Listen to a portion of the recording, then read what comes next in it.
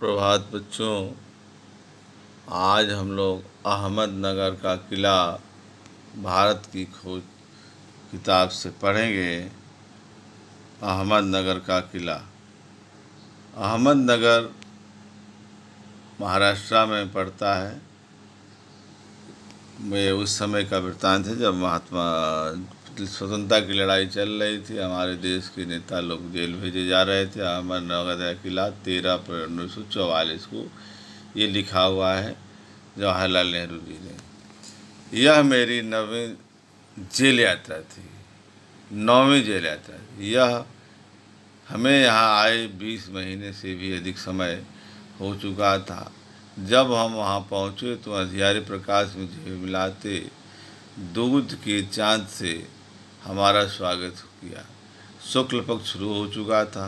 तब से हर बार जब नया चाँद उगता है तो जैसे मुझे याद किया जाता है कि मेरे कारावास का 1 महीना और बीत गया।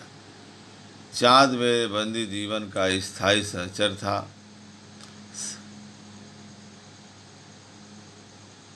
सहचर रहा है। वही मुझे इस बात की याद दिलाता है कि अंधेरे के बाद उजाला होता है। ये चित्र है अहमदनगर किले का। सन 1953 में जवाहरलाल नेहरू इलाहाबाद किले की पुनः यात्रा की, जब बाद में फिर गए थे। दूसरी जेलों की तरह यहाँ अहमदनगर किले में भी मैंने बागवानी करना शुरू कर दिया। जवाहरलाल नेहरू जी कह रहे हैं। मैंने रोज़ कई घंटे तपती धूप में फूलों के लिए क्यारियाँ बनाने में बिताने लगा। मिट्टी बहुत ख़राब थी, पथरीली और पुराने मलबे और अवशेषों से भरी हुई। चूँकि यह इतिहास स्थल है, इसलिए अतीत में इसने कई युद्ध, राजमहलों की दुर्भिसंधियाँ देखी हैं। यहाँ का इतिहास बहुत पुराना नहीं है।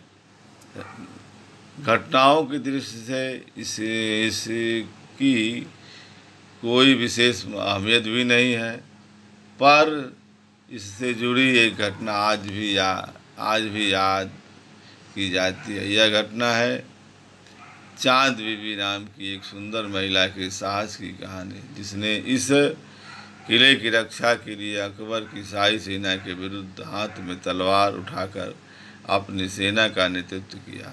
पर अंत में उसकी हत्या उसके अपने ही एक आदमी के हाथों हुई। खुदाई के दौरान हमें ज़मीन की सतह के बहुत नीचे दबे हुए प्राचीन दीवारों के हिस्से, कुछ गुंबदों और इमारतों के ऊपरी हिस्से मिले। हम बहुत दूर नहीं जा सके, क्योंकि न तो अधिकारियों ने इसकी मंजूरी मिली और न ही हमारे पास इस काम को जारी रखने के साधन थे। तब मैंने कुदाल छोड़कर हाथ में कलम उठा ली। घर में जब तक आज़ादी नहीं हो पर मैं जब तक आज़ाद नहीं हो जाता, कर्म के माध्यम से वर्तमान को अपने अनुभव का हिस्सा नहीं बना देता। मैं इसके बारे में नहीं लिख सकता, न मैं पैगंबर की भूमिका इख्तियार कर मैं फ़िलहाल भविष्य के बारे में लिख सकता हूँ। बचा रहता है अतीत, पर मैं अपने बारे में इसके बारे में किसी इतिहासकार या विद्वान की तरह विद्वतापूर्ण शैली में नहीं लिख सकता। मैं अब पहले की ही तरह अपने आज के विचारों, क्रियाकलापों के साथ संबंध स्थापित करके ही इसके बारे में लिख सकता हूँ। गेटे ने एक बार कहा था कि इस तरह का इतिहास लेखन अतीत के भावी बोझ से एक सीमा तक राहत दिलाता है। दबाव भला हो या बुरा, दोनों एक तरह विभूत करता है। कभी कभी यह दबाव दमघोंटू होता है, खास तौर पर उन दोनों के लिए जिनकी जड़ें बहुत पुरानी सभ्यताओं में होती हैं। मसलन भारत और चीन की सभ्यताएं आखिर मेरी विरासत क्या है, मैं किन बातों का उत्तराधिकारी हूँ, क्या उन सब का जिसे मानवता से ने दसियों हजार साल के दौरान हासिल किया है, उसकी विजय के इतिहास का, उसकी पराजयों की दुखद मंत्रणा का, मानव के उन हैरत अंगेज साहसी कार्यों का, उनकी जिनकी शुरुआत युगों पहले हुई और जो अब तक भी जारी है और हमें आकर्षित करती है। मैं ये इस सब का वारिस हूँ, साथ ही उन सब का भी जिसमें पूरी मानव जाति की साझेदारी है। हम भारतवासियों की विरासत में एक खास बात है जो अनोखी होती है, क्योंकि कोई व्यक्ति औरों से एकदम अलग नहीं होता। अलबत्ता एक बात हम लोगों पर विशेष रूप से लागू होती है, जो हमारे वक्त रक्त मांस अस्थियों में समाई है। इसकी विशेषता से हमारा वर्तमान रूप बना है और हमारा भावी रूप बनेगा। इसी विशिष्ट विरासत का विचार और वर्तमान पर इसे लागू करने की बात एक लंबे समय से अरसे से मेरे मन में घर किए हैं।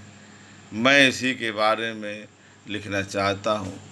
विषय की कठिनाई और जटिलता मुझे भयभीत करती है।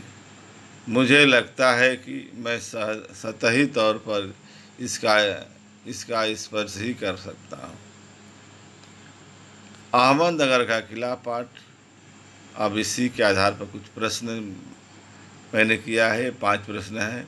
अहमदनगर का किला पाठ कब, कहाँ और किसके द्वारा लिखा गया? नेहरू जी, इस प्रश्न का उत्तर इसी में है, आप ढूंढिएगा। नेहरू जी कितनी बार जेल यात्रा कर चुके थे? अहमदनगर में रहकर नेहरू जी ने क्या कार्य करना प्रारंभ किया? नेहरू जी ने कुदाल छोड़कर कलम क्यों उठाई? और 5वां प्रश्न है, जवाहरलाल नेहरू जी अपनी लेखनी से क्या लिखना चाहते थे? बच्चों, इसको बढ़िया से पढ़ेंगे और इन प्रश्नों के उत्तर आप देंगे। धन्यवाद।